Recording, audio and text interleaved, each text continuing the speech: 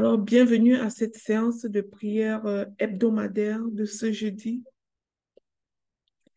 Merci Seigneur pour cette opportunité que tu donnes encore à tes enfants d'être réunis ici ce matin pour te louer, pour t'adorer, pour te bénir, pour te célébrer pour qui tu es, pour te dire, Papa, ça c'est un jour que tu as fait, ça c'est le jour que tu as fait. Ta parole dit que tu renouvelles tes bontés dans nos vies chaque jour, Seigneur. Chaque matin, c'est une nouvelle bonté. Et nous qui sommes connectés ici, Seigneur, c'est parce que nous en sommes conscients.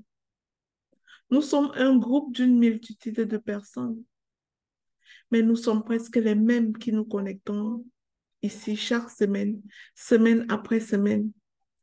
C'est parce que tu nous as mis à part, Seigneur. C'est parce que tu nous as distingués. Tu as fait de nous des personnes de distinction. Tu nous as développé la conscience de ta présence. Et tu nous as fait comprendre, Seigneur, que nous sommes nés pour te louer. Alors ce matin, Seigneur, nous voulons te louer, te célébrer pour qui tu es. Nous voulons chercher davantage ta face, Seigneur. Nous voulons, Seigneur, que tu nous accordes la grâce du discernement. Que tu nous permettes de discerner les temps, de discerner les saisons, de discerner ta voix dans nos vies. Ô Père éternel, parfois nous sommes dans la confusion. Nombreux sont tes enfants qui parfois n'ont pas la certitude, Seigneur, de ta volonté pour elles. Ce matin, je vais te prier, Père, pour le discernement, afin que tu donnes à chaque personne connectée ici la grâce de discerner ta volonté pour elle, la grâce de discerner les saisons de sa vie et de rentrer véritablement dans sa destinée. Ô Esprit Saint, Esprit de Dieu vivant, toi qui permets toutes choses. La Bible dit que lorsque Christ sera parti, il nous apportera, il nous enverra un consolateur, le Paraclet, l'Esprit de Dieu vivant, qui nous enseignera toutes choses. Je crois, ô Esprit Saint, que nous sommes dans ton temple, tel que dit ta parole, et qu'étant en nous, tu nous enseignes toutes choses. Mais parfois, Papa, nous sommes confrontés à tellement de voix dans notre vie. Nous sommes confrontés à tellement de raisonnements dans notre vie. La voix de la maison de notre père, la voix de la maison de notre mère, la voix de l'éducation que nous avons reçue, la voix des réseaux sociaux, la voix du monde, la voix de notre environnement. Nous sommes confrontés à tellement de voix. Ô Père, que parfois nous nous demandons, quelle est donc la véritable volonté de mon Père pour moi? Je te prie, Esprit Saint, de nous donner de discerner ta voix, de discerner les saisons, de discerner ce que tu as pour nous. Je te rends grâce pour la vie de chaque personne connectée ici ce matin. Je te bénis, Seigneur, pour la vie de toutes ces 20 personnes, de ces 22 personnes qui sont connectées à cette plateforme et qui soupirent tout simplement, Seigneur, à voir ta face, à être alignés avec toi. Père, prends pitié de chaque personne ici. Je voudrais me tenir à la brèche, Seigneur, en cet instant de prière, pour demander pardon pour chaque fois que nous ne t'avons pas donné la première place, pour demander pardon en lieu et place de chacun de tes enfants ici, pour chaque fois que nous n'avons pas donné la première place au Dieu que tu es.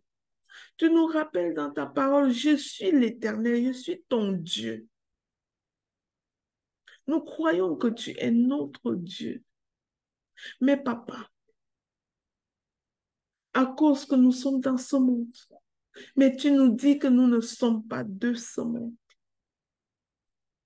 Je te prie de nous donner de discerner au travers de ce monde quelle est ta volonté pour nous. Donne-nous le discernement, papa. Tu nous as inspiré de prier davantage pour le discernement d'ici l'année 2024, afin que tu nous indiques véritablement ce que tu veux pour nous, ce que tu attends de nous. Père éternel, que nous ayons la capacité de discerner les temps dans notre vie. Mais ce matin, peuple de l'Éternel, nous allons justement travailler sur la thématique discerner les temps. Discerner les temps. Le temps s'apparente à la saison. Le temps s'apparente au moment opportun. Mais ce moment-là, ce n'est pas souvent nous qui le faisons. Nous ne sommes pas maîtres des temps. Le temps appartient à Dieu. Lorsque nous parlons du temps, je vois les saisons. Je me souviens quand j'étais petite et que je vivais avec ma grand-mère, il était important de discerner le temps. Elle n'avait pas de météo, mais parfois, elle était capable de discerner le temps qu'il faisait. Elle n'avait même pas de montre, mais elle était capable de vous dire quand il était midi 00. Elle voyait le temps par les signes. Elle savait précisément quand il est midi. Et elle me disait, mon ombre est précisément sous mes 2 pieds quand il est midi. Elle voyait le temps. Elle était capable de voir les signes. Et voir les signes nous permet de planifier, de prévoir, d'être prévoyante. Elle était capable de savoir exactement que la pluie arrive, même si elle n'a pas de météo. Elle était capable de se lever le matin, regarder l'horizon et me dire, ça c'est une journée de soleil. Ou alors me dire, ça c'est une journée de pluie. Habille-toi plutôt de telle façon. Prends un parapluie quand tu sors. Ma grand-mère, 90 ans, était capable de faire ça sans montre. Mais dans le Seigneur, les temps qu'il est important pour nous de discerner n'est pas tellement les temps météorologiques, comme ce fut le cas pour ma grand-mère. C'est les saisons de la destinée. Ce sont les saisons de notre destinée. Et lorsqu'une saison s'ouvre dans notre vie, nous avons la responsabilité de nos choix dans cette saison. Nous devons avoir de l'intelligence et de la sagesse pour bien gérer la saison de notre vie afin de bien tirer profit du meilleur de cette saison-là. Mais si nous ne discernons pas, c'est comme une fille qui est dans sa saison de mariage et qui, à cause de ses vaines façons de vivre, repousse tous les conjoints qui vont demander sa main. Il peut arriver que plus tard, cette fille-là ait de la difficulté à se marier parce qu'elle n'était pas sage, elle n'avait pas le discernement pour comprendre les saisons de sa vie. Tout comme nous qui voulons entreprendre. Parfois, le Seigneur nous montre les signes pour nous dire, ça c'est le bon moment, ça c'est la saison pour faire telle ou telle autre chose. Mais parfois, nous manquons de discernement pour reconnaître les signes des temps. Parfois, nous voulons tellement faire quelque chose dans notre vie nous soupirons à une entreprise dans notre vie. Et soudain, oups, quelqu'un arrive dans notre vie qui sait faire cette chose-là. De façon fortuite, quelqu'un arrive dans notre vie par une porte que nous attendons le moins. Et elle vous dit, waouh, je sais faire telle chose. Et telle chose-là, j'adore faire ça. Et cette chose-là, c'est ça qui me nourrit, c'est ça qui me donne tout ce que j'ai comme ressource. Et nous qui désirons faire cette chose aussi là dans notre vie, nous ne sommes pas capables de discerner que le Seigneur nous a ainsi envoyé une connexion divine pour nous ouvrir les portes, pour nous étirer, afin que nous implémentons véritablement ce qu'il a mis dans notre cœur. Discernons les temps. Dans Ecclésiaste 3, versets 1 à 8, il est écrit ceci. Il y a un temps pour tout, un temps pour toutes choses sous les cieux, un temps pour naître, un temps pour mourir, un temps pour planter et un temps pour arracher ce qui a été planté, un temps pour tuer et un temps pour guérir, un temps pour abattre et un temps pour bâtir, un temps pour pleurer et un temps pour rire, un temps pour te lamenter et un temps pour danser, un temps pour lancer des pierres et un temps pour ramasser des pierres, un temps pour embrasser et un temps pour s'éloigner des embrassements, un temps pour chercher et un temps pour perdre, un temps pour garder et un temps pour jeter, un temps pour déchirer et un temps pour coudre, un temps pour se taire et un temps pour parler, un temps pour aimer et un temps pour haïr, un temps pour la guerre et un temps pour la paix. Dans quel temps es-tu dans ta vie en ce moment? Fille de Dieu, fille de l'Éternel, fils de Dieu, fils de l'Éternel. Dans quel temps es-tu dans la vie? Est-ce que tu es en train de prendre trop parole là où tu es censé te taire? Ou alors est-ce que tu es en train de fermer ta bouche là où tu es censé t'affirmer et prendre parole? Est-ce que tu es en train de vouloir trop germer alors qu'il est encore temps de mourir dans ta chair pour laisser la place à l'Esprit Saint? Et que tu te précipites à te révéler au grand jour sans être prête, sans être formé, sans être forgé dans ton caractère, sans être formé à l'excellence. Est-ce que tu es prête, tu te précipites à te révéler au grand jour alors qu'il n'est pas temps? Sachons discerner les temps. Est-ce que tu es en train de voir quelqu'un faire quelque chose et que tu dis, moi-même, en ce moment précisément, je fais la même chose? Est-ce que Dieu t'a appelé là-bas? Est-ce qu'il est temps pour toi? As-tu discerné le bon temps? Est-ce que tu es en train de courir à embrasser en ce moment un certain nombre de personnes alors que Dieu te veut dans le retrait? Est-ce que Dieu, alors que Dieu te veut dans l'éloignement, dans la mise à part en ce moment?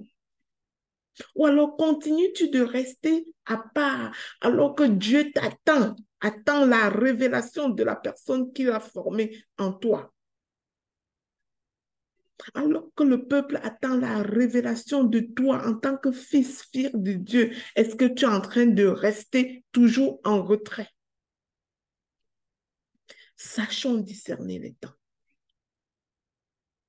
Est-ce que tu prospères dans la haine alors que Dieu t'attend dans l'amour?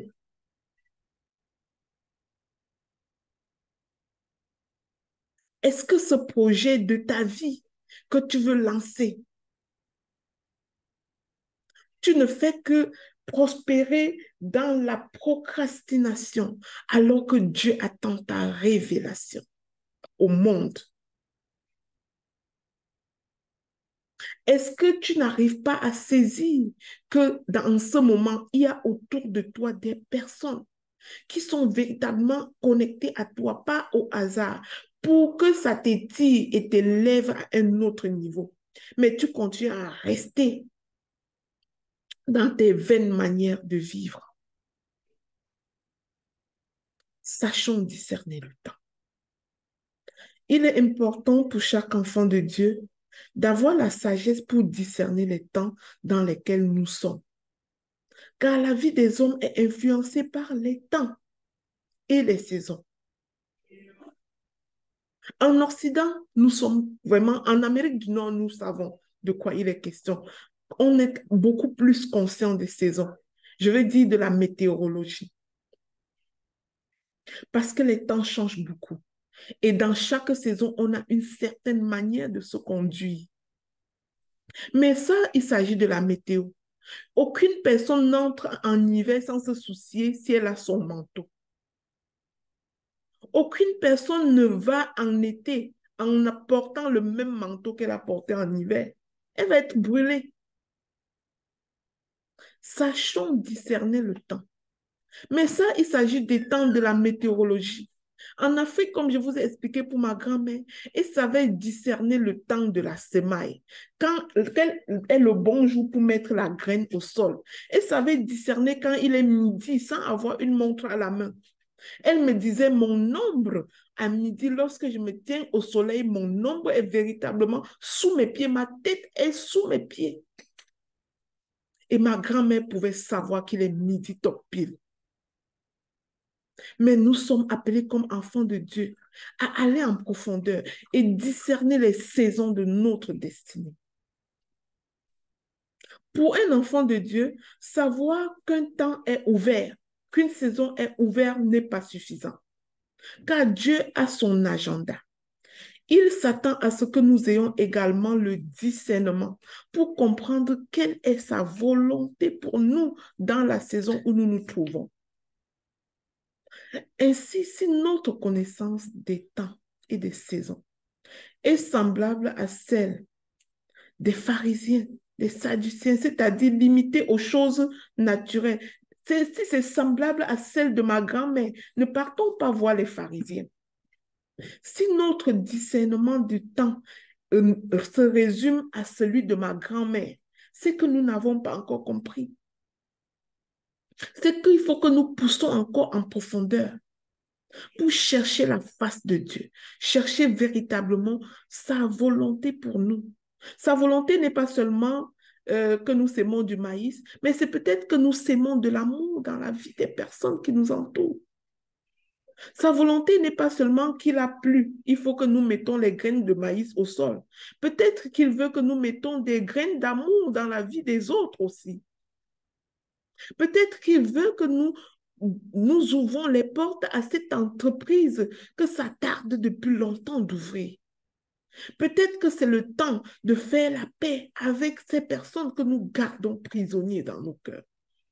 Peut-être que c'est cette saison-là. Et que Dieu nous appelle véritablement à ça. Discernons les saisons. Discernons l'agenda divin dans notre vie. Et l'un des indices, c'est de penser à un projet et d'avoir la paix profonde, de se dire, waouh, comment je pense à faire telle chose et je suis véritablement en paix, je suis comme illuminé.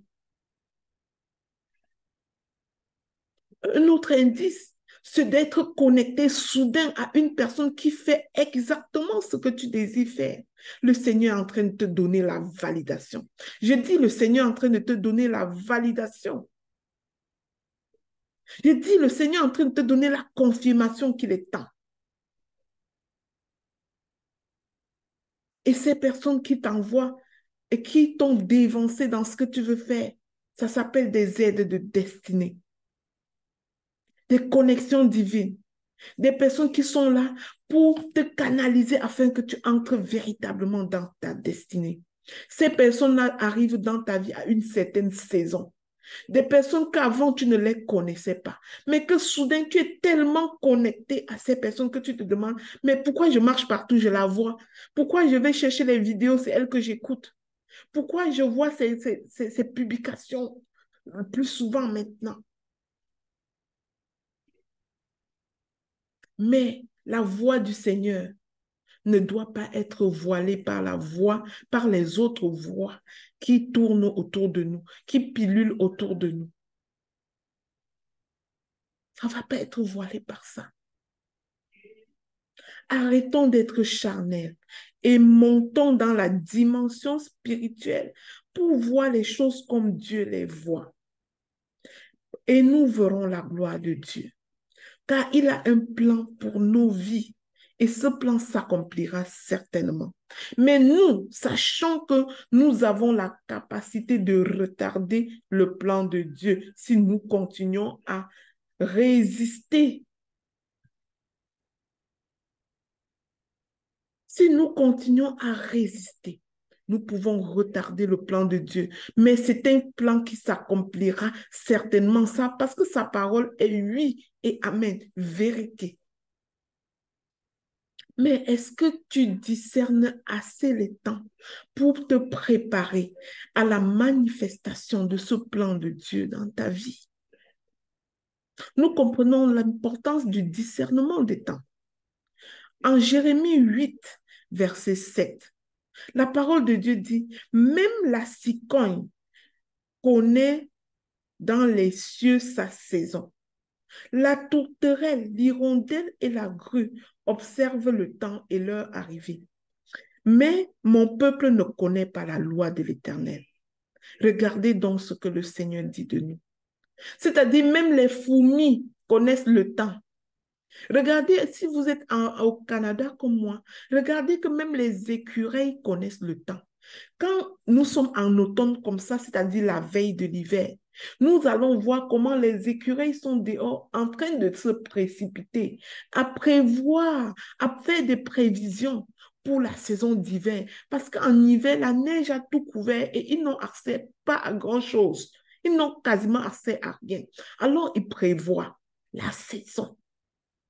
Mais toi et moi, enfants de Dieu, dotés de l'intelligence, à qui Dieu a donné le pouvoir de la création, comment pouvons-nous prospérer dans cette vaine façon de vivre que nous ne discernons aucune saison? Dans l'éducation de nos enfants, nous n'arrivons pas à discerner les saisons. Nous éduquons une fille, elle a 10 ans, nous ne lui disons rien. Elle a 11 ans, nous ne lui disons rien. Elle a 12 ans, nous ne lui disons rien. Et un matin, les menstruations déversent sur les pieds de l'enfant. Elle n'a même jamais été au courant. Discernons les temps en toutes choses. Nous avons un enfant qui est en train de chercher à découvrir son identité, qui est en train d'essayer de se comprendre. Nous ne discernons pas les saisons du développement de nos enfants. Nous avons un enfant de 2 ans qui essaye de chercher à se comprendre, à comprendre son environnement. Il s'oppose contre tout. Il dit non à tout. Tout ce que vous dites, il s'oppose. Vous prenez la chicotte parce que vous ne discernez pas les temps de son développement. Vous ne comprenez pas qu'il est en train de faire ce qu'il est censé faire à cet âge-là. Sachons discerner les temps.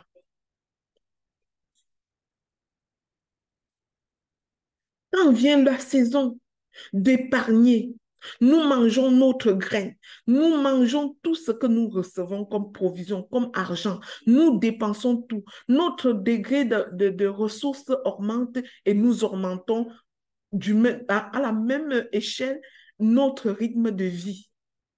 Hier, je cuisinais avec 1 000 $. Dès que je commence, le Seigneur me bénit, je commence à gagner 1 500 $. J'achète maintenant ma nourriture à 1 500 $.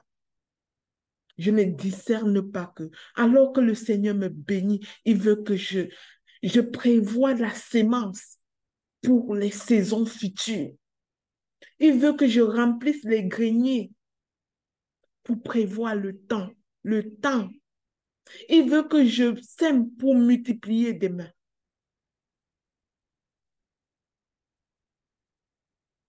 Il peut s'agir de plein d'affaires dans notre vie comme ça. Mais la parole de Dieu dit que les fourmis connaissent la saison. La cigogne connaît la saison. Mais c'est terrible que les enfants de l'Éternel ne connaissent pas ses lois. Il est dit dans la Bible que même les oiseaux ont le discernement des temps. Seuls les hommes sont ignorants. Or, lorsqu'un homme a la connaissance de ces choses, hey, il est déjà favorisé, puisque, puisque lorsqu'une saison est ouverte, elle vient avec ses exigences, elle vient avec ses bénédictions aussi. Il y a des actes à poser et d'autres à ne pas poser. Il y a des saisons où tu vas juste te taire. On ne répond pas à tout. Dans ton couple, il y a des saisons où tu vas juste te taire. Quand ton mari dit que, oh, je n'ai pas confiance en l'affaire que tu fais là, le business que tu fais là, s'il te plaît, ne commence pas à sauter devant ses yeux, à répondre A et B, à répondre X et à Y. Lorsque tu n'as pas encore les preuves, travaille dans la tranquillité et laisse les résultats séduire ton conjoint. Laisse les résultats le séduire. Il y a des saisons où on ne répond pas à tout. Il y a des saisons où on doit se taire et travailler. Il y a des saisons où on va arrêter d'être superficiel, se taire et travailler en profondeur pour que nos résultats parlent pour nous. Il y a des saisons où tu dois veiller à ton salut, où tu dois t'élever spirituellement et même relâcher toutes sortes d'affaires et chercher la face de Dieu d'abord. Chercher la face de Dieu d'abord.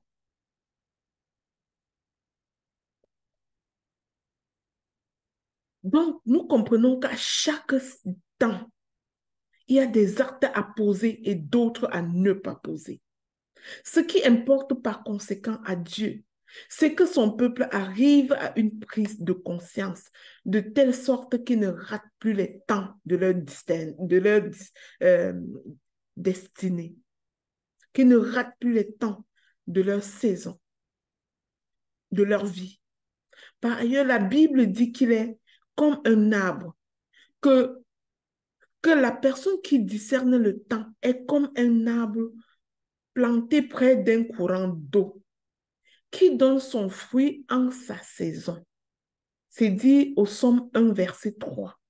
En d'autres termes, lorsque quelqu'un rate une saison, il ne portera pas de fruit qui correspond à cette saison. Et il aura définitivement perdu cette étape de la vie. Je me souviens à l'époque toujours avec ma grand-mère. Quand il était la journée des semailles, il était important qu'elle et moi, on arrête tout et on sème. Qu'on arrête tout et qu'on aille au champ mettre notre sémence. Et vous comprenez que discerner les saisons signifie prévoir. Est-ce que c'est dans la journée de la pluie des semailles que ma grand-mère et moi devons aller chercher la semence au marché? Jamais. Quand on attend la saison, on commence à travailler, à faire l'étape de la préparation. Est-ce que tu es dans la préparation en ce moment de ta saison de bénédiction? Es-tu dans la préparation? Ma grand-mère et moi, on décortiquait nos arachides. On triait les meilleures graines longtemps avant le jour de la semaille. Et ce comportement, cette façon de vivre avec ma grand-mère m'a tellement enseigné. Ça m'a tellement enseigné la prévoyance. Un enfant de Dieu doit être prévoyant. Prévoyant ne veut pas dire que c'est toi qui définis ta destinée à la place de Dieu, mais ça veut dire que tu travailles, tu te mets en condition de préparation pour attendre la saison, la journée que Dieu a faite. Et le jour de la sémence, si le mois de la sémence, les journées de la sémence passaient et qu'une graine n'est pas mise au sol, Je vous jure que si on sème du maïs 2 semaines après la journée de la semence, notamment dans mon village, ce qui se passait, c'est que ce maïs-là qui est sémé plus tard, ça va germer, mais ça sera nain. Ce sera chétif parce qu'on a raté la saison. Il en va de même des étapes de ta vie. La saison où tu vas éduquer tes enfants. Si pendant la saison de 0 à 7 ans, où tu es censé inculquer un certain nombre de valeurs à tes enfants, si c'est pendant cette saison-là que tu n'as pas le temps, tu cours après le dollar, tu cours après le franc CFA, après les euros, et que tu n'as pas le temps de t'asseoir et d'enseigner les valeurs à tes enfants, tu vas récolter. Si tu manques du temps dans cette saison-là de la vie de tes enfants, tu auras du temps pour pleurer. Tu auras du temps pour pleurer parce que pendant que tu ne les éduquais pas, le monde les éduquait. Pendant que tu ne le faisais pas, le monde le faisait à ta place. Ce que tu n'es pas en train de dire à ton enfant au bon moment pour l'éduquer, le monde est en train de dire quelque chose d'autre à la place. La parole dit que la nature a horreur du vide. Là où tu ne combles pas le vide, il y a quelque chose d'autre qui comble. Et c'est certainement ce que tu ne veux pas qui va combler. Alors, discernons les temps. La notion de temps est très importante. Le temps, c'est le temps qui régule nos vies au quotidien. Il passe et ne s'arrête jamais. Et j'aimerais que tu te réalises cela, qu'il passe et ne s'arrête jamais. C'est sa caractéristique. Il passe et ne revient jamais. C'est également le temps de la sémence où il faut investir et beaucoup prier. Car ce que nous ferons du temps de la semence déterminera ce que nous gagnerons demain. Le temps se gère.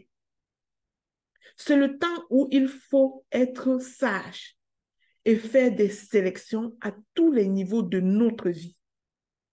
Dans tous les domaines, faire des choix, prendre des belles décisions. Dieu veut capitaliser tout ce que nous aurons fait dans ce temps. Ça, c'est le temps chrono. Il passe, il ne revient pas. Et Dieu nous récompense en fonction de ce que nous avons fait dans ce temps. Nous ne devons donc pas gaspiller le temps que Dieu nous donne. Je vois du monde qui dit, je tourne en rond. Tu tournes quoi en rond, ma soeur, mon frère? Gaspille pas le temps que Dieu te donne. Soupire à l'Éternel qui te donne le discernement pour savoir ce que tu es appelé à faire exactement dans le moment où tu te trouves de ta vie. Ne soyons pas des personnes des adeptes du tourner en rond. Quand nous tournons en rond, nous n'avons pas compris le temps chrono. Nous n'avons pas compris qu'il passe et il ne revient plus. Nous comprenons donc qu'il y a des moments dans la vie que si nous n'avançons pas, nous reculons. Forcément. Maintenant, à part le temps chrono, il y a la notion du temps. Le temps chrono, c'est un peu ce que ma grand-mère faisait. Elle observait le temps et elle faisait exactement ce qu'elle va faire. Parce que le temps passe et ne revient pas. Mais le temps de Dieu, c'est le temps qu'on appelle le temps kairos, le temps de Dieu. C'est le temps marqué. C'est une fenêtre d'opportunité que Dieu te donne, qu'il ouvre dans ta vie de façon soudaine, un instant T que Dieu te donne.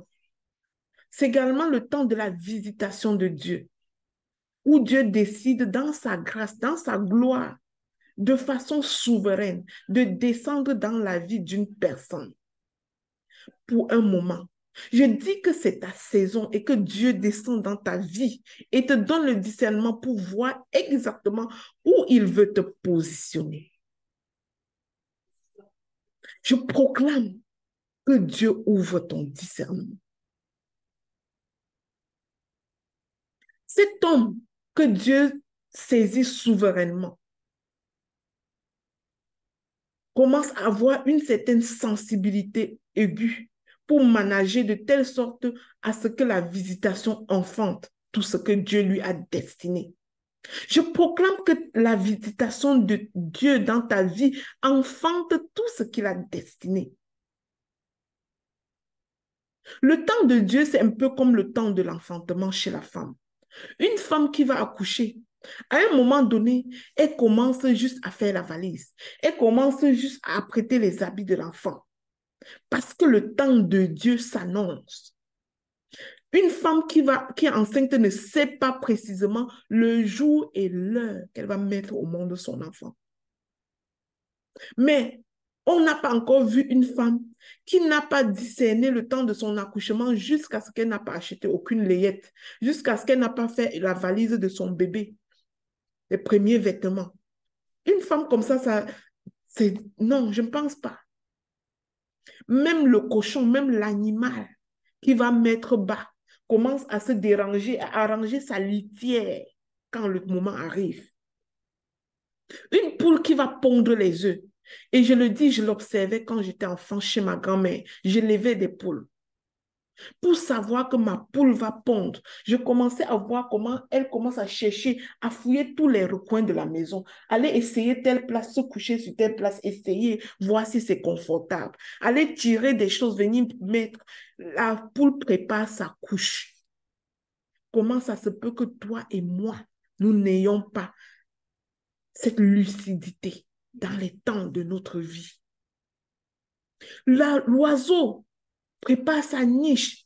Regardons l'oiseau qui commence à tisser sa niche. Parce qu'il est temps de faire ses œufs, de pondre. Le Seigneur nous appelle à ce type de discernement. L'attitude que nous avons face au temps, Kairos, au temps de Dieu, est déterminante pour la bénédiction que nous en tirerons. En effet, il y a une attitude, un comportement que nous devons avoir en tant que chrétiens si nous voulons que ce que Dieu a dit soit. Regardons exactement comment Abraham avait possédé le temps Kairos, le temps de Dieu dans sa vie, et inspirons-nous de son exemple. Je vous invite à lire l'histoire d'Abraham dans Genèse. Inspirons-nous de son exemple. Tout d'abord, il avait une attente. Abraham avait une attente. Quand, par la suite, il s'est empressé de considérer ses visiteurs. Et voilà pourquoi on dit que quand Dieu veut déjà te bénir, il y a toujours des signes annonciateurs. Soudain, des visiteurs arrivent dans ta vie. Soudain, des connexions. Soudain, tu es connecté à un type de personne particulière. Les personnes que la grâce de Dieu est sur leur vie. Des personnes dont tu ne t'intéressais pas avant. Et soudain, tu es tellement connecté, tu es tellement fusionnel avec ces personnes. C'est des signes du temps. Parce que quand Dieu veut te bénir, il a besoin de toi.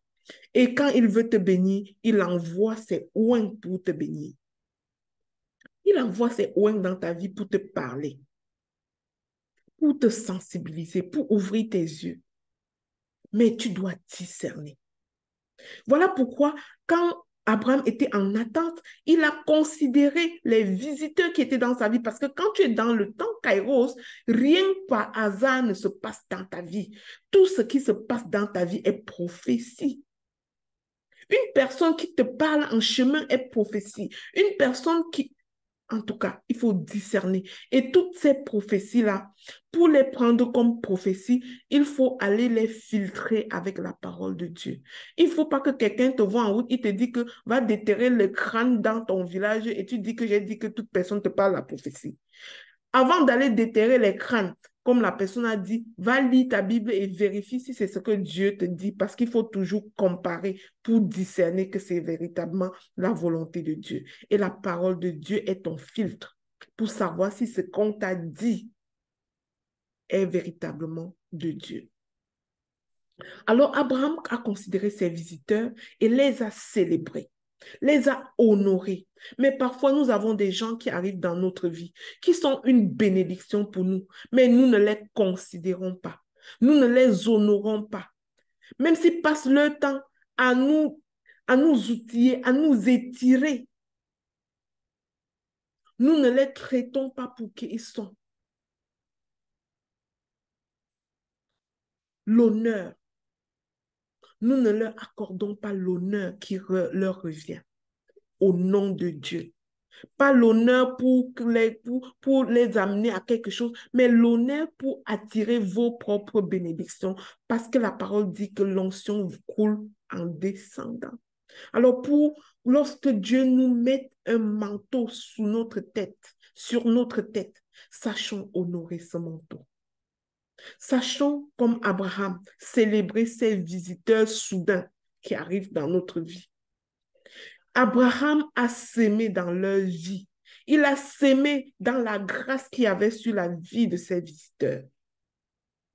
Il a déclaré sur sa vie le changement de dimension. Il a dit, Papa, Seigneur, avec ces genres de connexion que tu as mis dans ma vie maintenant, ces types d'enseignements dont j'ai accès en ce moment, je sens que c'est ma saison. Je déclare que c'est ma saison de bénédiction et je sème dans la vie. Il s'est enfin tenu près de ces personnes avec assurance. Et lorsque vous vous tenez avec ce type de personnes, l'onction que ces personnes ont finit par couler sur vous. La popularité de cette personne finit par devenir votre popularité. L'influence de cette personne finit par devenir votre influence. Les amis de cette personne finissent par devenir vos amis. Les honneurs qu'on donne à cette personne finissent par vous être donnés parce que vous avez eu la sagesse de vous tenir avec cette personne. C'est pour ça que nous devons faire attention avec qui nous nous tenons. Si par contre nous n'avons pas le discernement et que nous nous tenons près de quelqu'un qui a des vaines manières de vivre, sa réputation va nous entacher. Sa mauvaise réputation aussi va nous entacher. Ayons le discernement, enfants de Dieu. Même sur les réseaux sociaux, sachons avec qui nous tenir. Ne partons pas. Regardez les clashs sur les réseaux sociaux. Quand vous vous tenez avec une personne qui fait des mauvaises choses, c'est comme ça qu'on vous voit. Du même œil qu'on voit cette personne, de la même manière on vous voit. Alors, ouvrons grand nos yeux, ouvrons grand nos oreilles à la parole de Dieu. Libérons notre foi et nous verrons la gloire de Dieu. Que Dieu vous bénisse et que sa grâce soit multipliée sur chaque personne qui a écouté cette parole. Allons en paix avec la sagesse.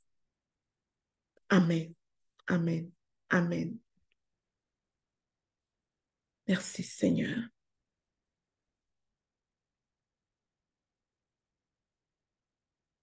Merci mon Dieu, mon roi. Je vais demander à Florence de faire la prière. Florence, est-ce que tu es en condition de prier pour la fin? Sinon, ça va être Docteur Dorian qui est en condition de le faire. Oui, oui. Super. Qu'est-ce que je dois? Ah, la prière de fin. Oui, merci.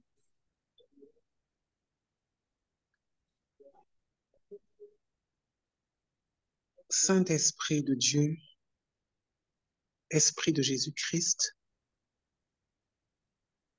nous voulons t'adorer encore en esprit et en vérité et te rendre grâce pour cette parole que tu as toi-même inspirée dans la bouche de ta servante, Lina. Merci Saint-Esprit pour ce moment de grâce et de privilège où toi tu as voulu nous enseigner au travers de ta servante. Saint-Esprit de Dieu, c'est toi qui renouvelles l'intelligence. C'est toi qui guérit. C'est toi qui révèle. C'est toi qui enseigne. Accorde à chacun d'entre nous ici qui a écouté cet enseignement de recevoir dans nos cœurs le message que tu nous as transmis. Rends témoignage à l'esprit de chacun d'entre nous afin que nous soyons capables d'arborer l'essence même de ce qui nous a été dit ici et que nous soyons capables, par ta puissance et par ta présence en nous, d'être sensible à ta voix, d'être sensible à tes messages, afin que nous soyons rendus capables de reconnaître nos saisons et surtout que nous soyons capables de nous préparer à affronter chaque saison dans le nom de Jésus-Christ. Éternel Dieu de bonté et de miséricorde, alors que nous sommes rendus à la fin de ce moment de rencontre, nous venons, Père éternel, nous recommander à ta grâce, recommander chacun de nous à ta grâce, pour notre vie, dans tous les domaines de nos vies, pour nos vies spirituelles, pour nos vies professionnelles, pour nos vies familiales, pour notre santé physique, mentale et financière. Dans tous les aspects de nos vies, Père éternel, nous nous recommandons à ta grâce. Et nous te disons merci, Père éternel, pour ta puissance et ta gloire qui se manifestent dans la vie de chacun de nous, selon les plans parfaits que tu as prévus dans le nom de Jésus. Seigneur, nous te recommandons cette journée. Nous proclamons et nous déclarons avec action de grâce que cette journée est une journée bénie et exceptionnelle pour chaque membre de la famille du réseau Ta Seconde Chance. Nous te disons merci, Père éternel, parce qu'aujourd'hui, nous expérimentons l'extraordinaire divin. Nous appelons à l'existence ce qui n'existe pas. Nous proclamons et nous déclarons que tu es le seul qui nous conduit tout au long de cette journée. Tu es le seul qui nous maintient dans ta présence par la grâce à ton Esprit Saint. Tu es le seul qui conduit et dirige nos pensées, nos actions, nos comportements et toutes nos intentions. Tu es le seul, Père éternel, qui a le contrôle total et exclusif. Nous nous abandonnons à ta grâce. Nous nous abandonnons sous ton aile protectrice. Nous nous remettons totalement. Nous te faisons confiance parce que toi, tu es notre bouclier. Sans toi, nous ne sommes rien et nous ne pouvons rien. Seigneur, béni soit ton saint nom, ô Dieu, pour ce que tu fais pour nous et ce que tu fais autour de nous dans le nom de Jésus. Seigneur, nous te recommandons encore avec action de grâce. Nous te recommandons encore les familles de tous les membres du réseau Ta Seconde Chance. Seigneur, tu sais mieux que c'est toi qui sondes les cœurs et les reins. Tu sais mieux que nous qui élevons ces prières. Tu sais mieux que nous de quoi chacun a besoin. Mais Seigneur, nous te prions, nous soupirons à toi en ce matin, afin que tu ne nous accordes pas les désirs de notre chair, mais que tu nous accordes la soif de ta présence, la soif de vivre dans ta présence, la soif de te connaître, de te rencontrer, de te chercher d'abord en toutes choses. Parce que ta parole dit que cherchez d'abord le royaume de Dieu et sa justice et tout le reste vous sera donné de surcroît. Alors nous proclamons et nous déclarons que c'est notre partage dans le réseau Ta Seconde Chance pour chaque membre. Et c'est pour ça, Père éternel, que nous venons encore aujourd'hui, ce 12 octobre, nous recommander à ta grâce. Nous te supplions afin que tu nous envoies ton Esprit Saint, que ton Esprit Saint demeure en nous, qu'il nous accompagne, qu'il nous conduise, qu'il nous inspire, qu'il nous transporte, qu'il nous élève et qu'il nous rende capables, Père éternel, de recevoir, d'établir, qu'il imprime dans nos cœurs les fondements de la vérité qui viennent de toi. Que ton Esprit Saint nous continue de nous connecter aux enseignements qui vont nous édifier, qui continue de nous connecter à ta parole qui va nous édifier dans le nom puissant de Jésus-Christ. Père, nous te disons merci et nous te prions, ô Dieu, pour ceux des membres du réseau Ta Seconde Chance qui n'ont pas pu se joindre à cette prière. Seigneur, que ton Esprit Saint les localise partout où ils sont, là où ils se trouvent, afin que, afin que tu continues de te révéler à eux et que tu augmentes en eux la soif de toi dans le nom puissant de Jésus-Christ. Que cette journée soit une journée de grâce, de faveur, où chacun de nous expérimente la grâce et la faveur. La grâce et la faveur n'est pas toujours quelque chose qui intervient parce qu'on a reçu de l'argent sur notre compte. Dans les petites choses, Seigneur, ta grâce se manifeste dans nos vies tous les jours. Alors, rends-nous capables, Seigneur, de voir cette grâce dans les toutes petites choses et avant de la rechercher dans les grandes choses. Dans le nom de Jésus, nous t'avons prié. Amen.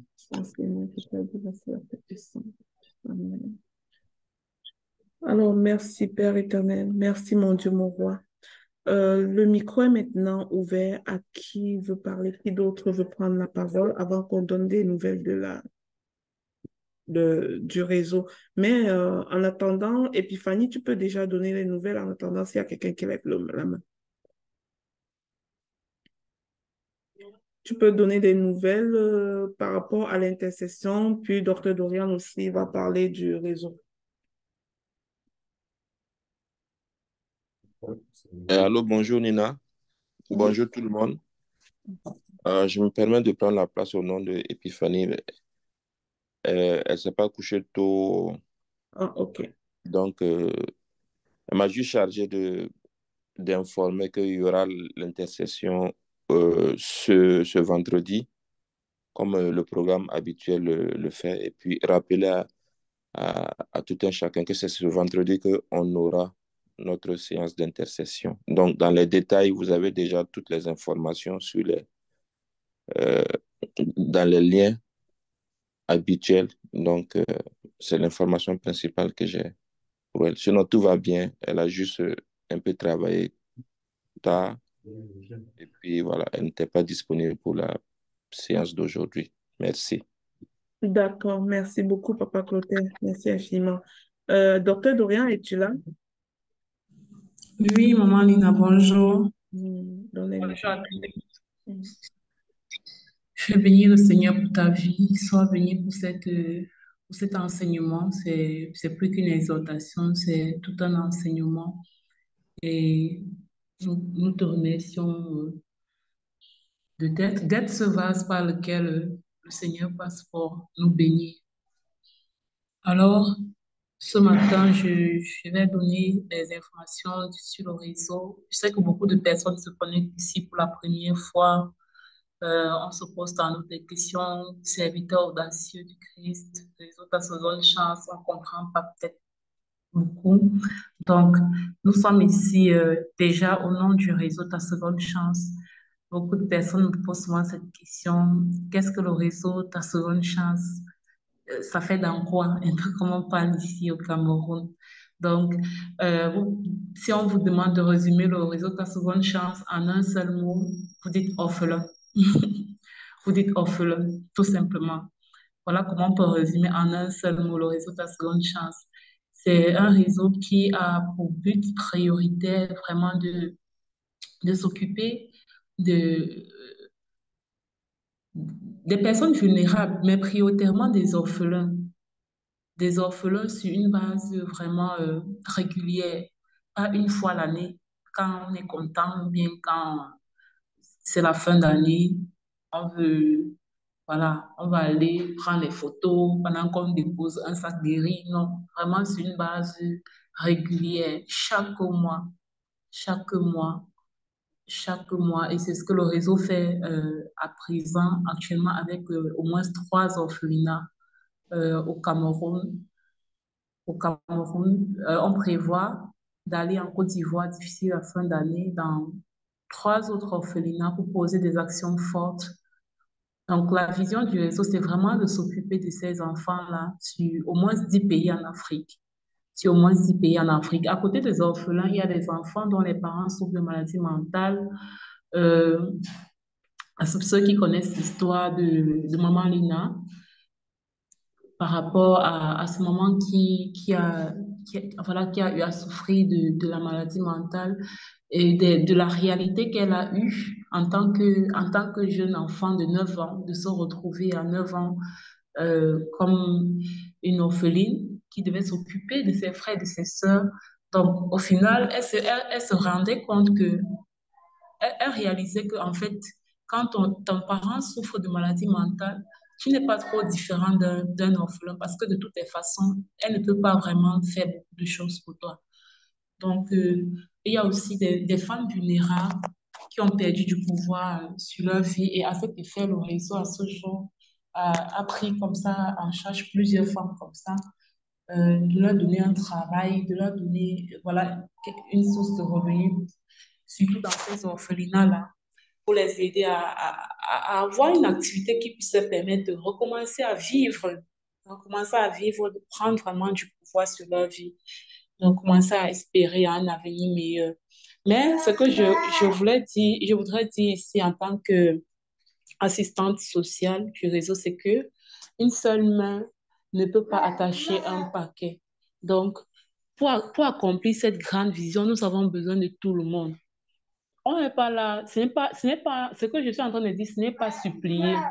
Parce que nous avons la mission, de la même façon que nous évangélisons pour dire, voilà les temps et les saisons, de la même façon, nous avons besoin de faire passer le message pour dire, dans la parole, c'est écrit, occupons-nous de la veuve et de l'orphelin. J'ai béni vraiment le nom de l'Éternel pour toutes ces personnes qui me disent souvent, oh, docteur Doya, merci parce que tu nous rappelles. On veut bien, mais on oublie. Donc, c'est par rapport à ça que je le dis. Pour dire, une seule main n'attache pas un paquet. Une vision comme celle-ci ne peut pas se porter par une poignée de personnes. On a besoin d'une armée qui se lève vraiment pour porter cette vision.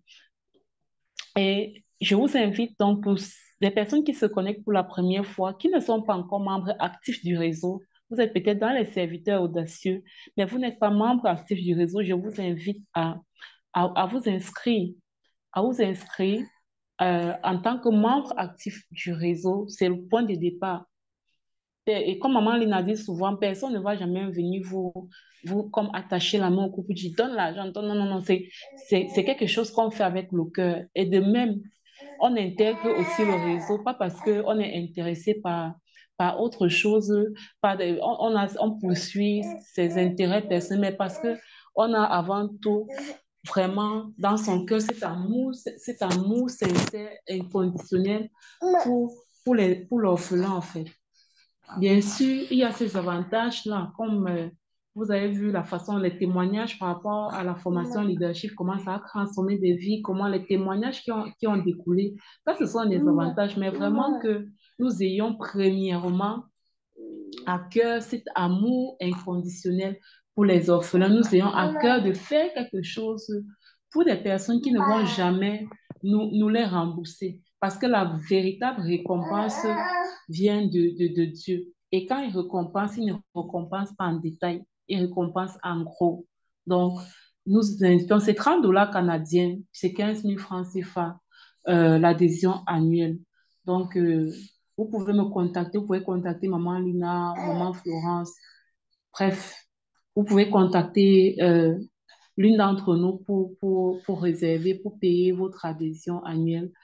Qu'est-ce que j'ai oublié? Nous allons en Côte d'Ivoire. Le réseau Ta Seconde Chance ira en Côte d'Ivoire en décembre, dans quelques jours, hein, pour poser des actions fortes. Une fois, j'ai écouté Maman Lina parler de ces actions-là et elle disait qu'on ne va pas déposer comme un sac de riz ou deux. Non, c'est vraiment des actions fortes.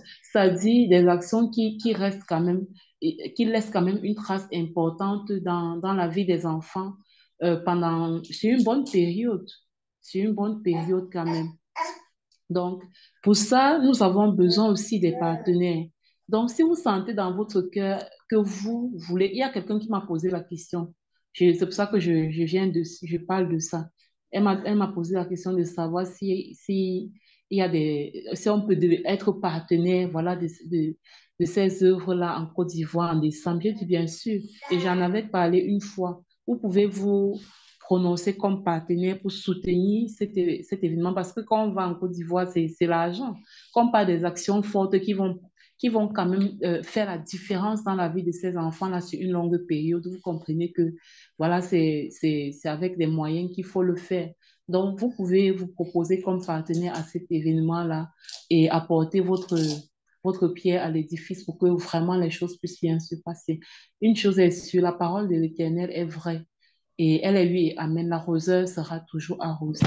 Donc, je vais m'arrêter à ce niveau. Je remercie au nom du réseau, au nom de tout le réseau, toutes les personnes qui ont contribué lors de notre collecte d'octobre. Vraiment, nous vous remercions et nous proclamons que de la même façon que vous occupez de ces enfants-là chaque mois sans jamais sauter, que vos enfants ne manquent jamais de rien, que partout où ils arrivent, la main de l'Éternel soit toujours sur eux, qu'ils soient toujours protégés, qu'ils aient toujours à manger, qu'ils aient toujours un toit où dormir, et que chaque fois qu'ils se retrouvent devant des situations, ça se débloque toujours sans que eux-mêmes ils ne comprennent comment ça s'est passé, mais parce que la main de l'Éternel est sur eux.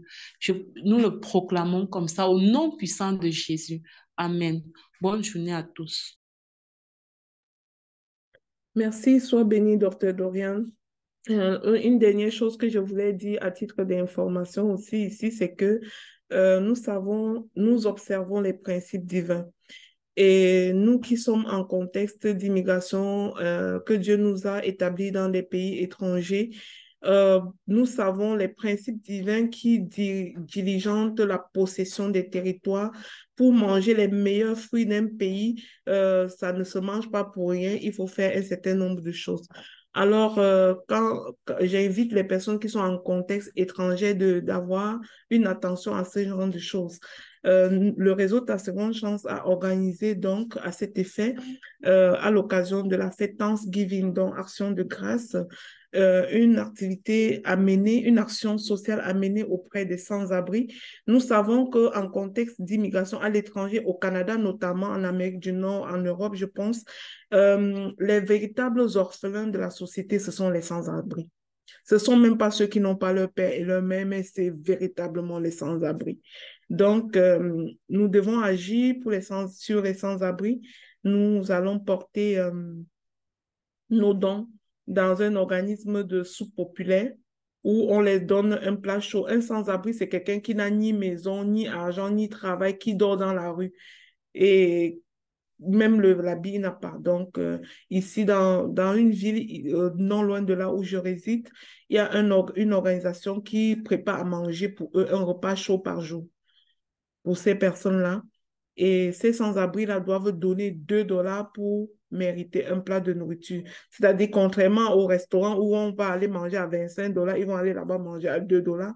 Mais quand j'étais allée travailler là-bas pour faire du bénévolat et pour voir comment ça se déroule, j'avais vu qu'il y avait beaucoup de sans-abri qui n'étaient pas capables de payer le 2 dollars pour avoir un plat de nourriture et que parfois, ils venaient, à force de supplier, on accumulait une dette sur sa tête. C'est-à-dire, on pouvait voir la fiche d'un sans-abri qui mange depuis un mois et qui n'a jamais pu payer les 2 dollars. C'est des personnes en contexte d'immigration qui n'ont même pas de papier, qui n'ont même pas souvent de pièces d'identité, qui n'ont même pas d'adresse. Et la vie est véritablement difficile pour ces personnes. C'est que le 18 octobre, nous allons nous rendre là-bas pour déposer les dons du réseau Ta Seconde Chance pour ces enfants de Dieu-là. Donc, ça, c'était à titre informatif. S'il y a quelqu'un ici qui aimerait tirer ce genre de bénédiction, semer dans ce genre d'activité, vous pouvez contacter Dr Dorian pour avoir l'adresse du dépôt intérieur ou PayPal du réseau Ta Seconde Chance pour cet effet, si ça vous intéresse. Si ça ne vous intéresse pas, c'est bien correct. Donc, l'activité aura lieu, c'était à titre d'information, ça aura lieu mercredi le 18. Alors, je vais vous souhaiter une bonne journée. Je n'ai pas vu de main levée. Probablement que personne n'avait rien à dire ici. Alors, je souhaite que vous passiez une excellente journée, que le Seigneur vous bénisse au-delà de vos attentes et que sa grâce continue à être sur vous. N'oublions pas que c'est notre journée de jeûne hebdomadaire. Alors, ne courons pas au repas. Faisons taire la chair aujourd'hui et mangeons plus tard. Donc, c'est notre journée de jeûne hebdomadaire. Nous avons une journée de jeûne chaque jeudi. C'est bon de l'observer, les amis. Excellente journée à tous. Bonne journée à tous. Bonne journée, Maman Lina. Journée.